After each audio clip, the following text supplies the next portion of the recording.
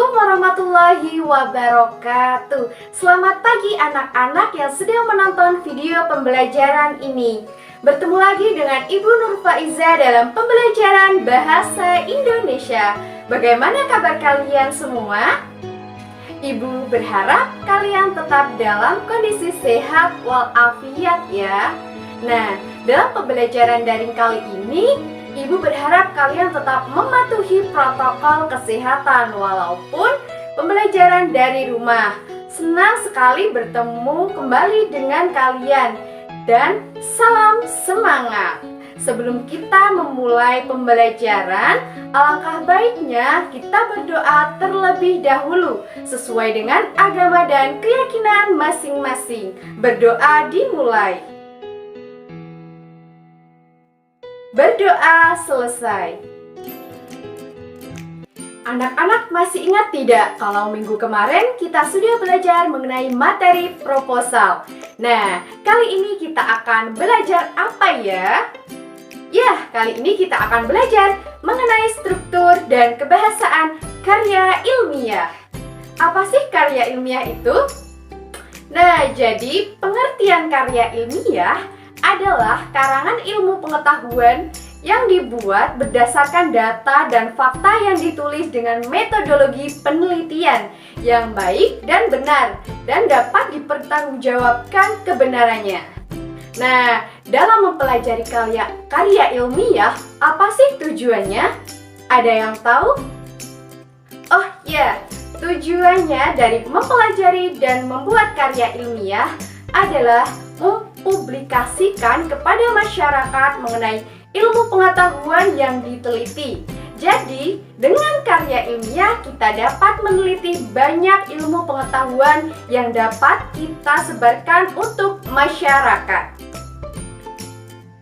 Tentu Ibu akan memaparkan materi mengenai jenis-jenis karya ilmiah. Lalu ada berapa ya jenis-jenis dari karya ilmiah, Bu?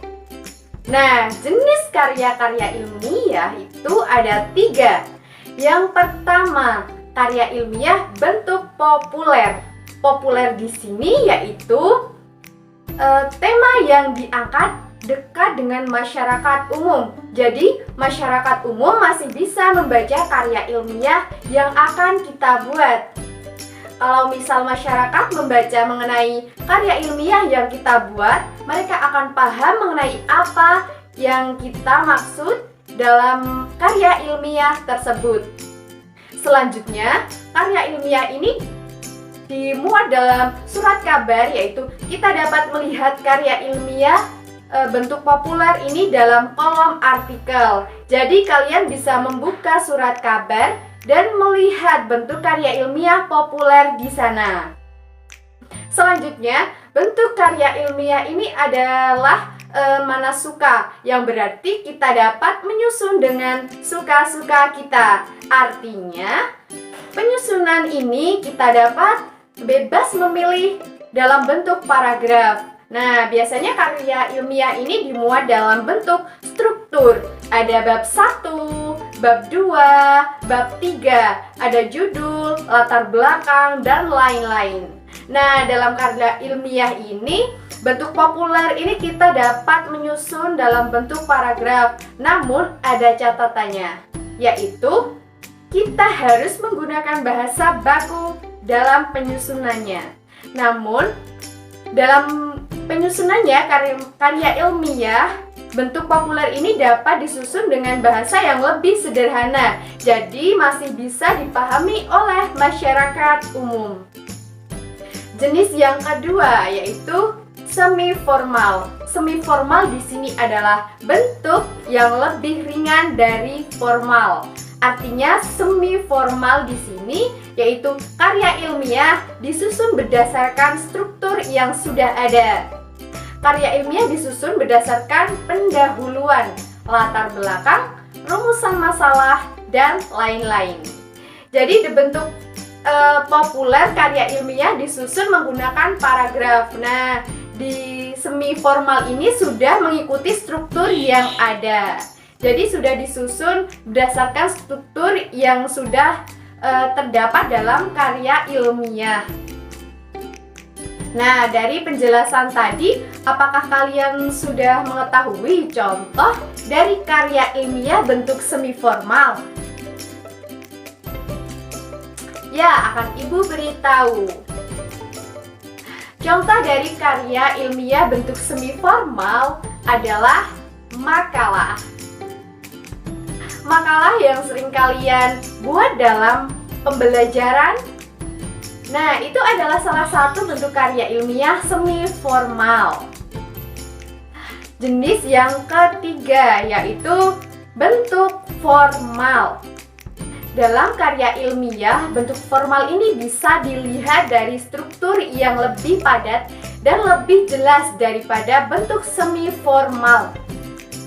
Nah, contoh dari karya ilmiah bentuk formal ini adalah skripsi, disertasi, ataupun tesis. Nah, selanjutnya kita akan membahas mengenai struktur dari karya ilmiah. Apa saja ya strukturnya? Nah, yang pertama adalah judul. Di dalam judul ini kita harus mencerminkan judul yang jelas, padat, mencakup dari karya ilmiah tersebut.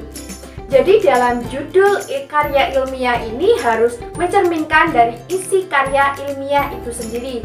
Seperti misalnya pada judul hubungan antara kualitas tidur dengan tekanan darah pada remaja. Nah, di dalam judul ini kita dapat melihat, oh berarti dalam karya ilmiah ini kita akan membahas hubungan kualitas tidur dengan tekanan darah pada remaja. Yang kedua, yaitu ada pendahuluan. Dalam pendahuluan ini berisikan mengenai latar belakang rumusan masalah, tujuan, dan manfaat.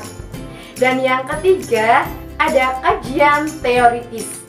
Kajian teoritis ini berisikan kajian-kajian yang berupa materi yang diambil dari laman internet ataupun jurnal yang berisikan mengenai teori-teori yang dikaji. Struktur yang keempat yaitu metodologi penelitian. Dalam metodologi penelitian ini berisikan bagaimana cara memilih prosedur ataupun tahapan-tahapan seperti metode apa yang digunakan dalam penelitian yang akan kita lakukan. Seperti metode eksperimen, deskriptif, kualitatif, kuantitatif, dan lain-lain. Selain itu, menerangkan bagaimana subjek yang akan diteliti, bahan dan alat apa saja yang akan digunakan dalam melakukan penelitian karya ilmiah tersebut. Struktur yang kelima, yaitu ada pembahasan. Nah, di sini ada yang sudah tahu apa itu pembahasan? Nah, pembahasan ini berisikan mengenai intisari dari permasalahan yang akan dibahas. Jadi dalam pembahasan mengenai topik dari masalah, solusi, maupun hal-hal yang berkaitan dengan masalah yang akan diajukan dalam karya ilmiah. Struktur yang keenam yaitu memberi kesimpulan dan saran. Nah, pada bagian kesimpulan dan saran ini berisikan rangkuman dari permasalahan yang dikaji dalam pembahasan.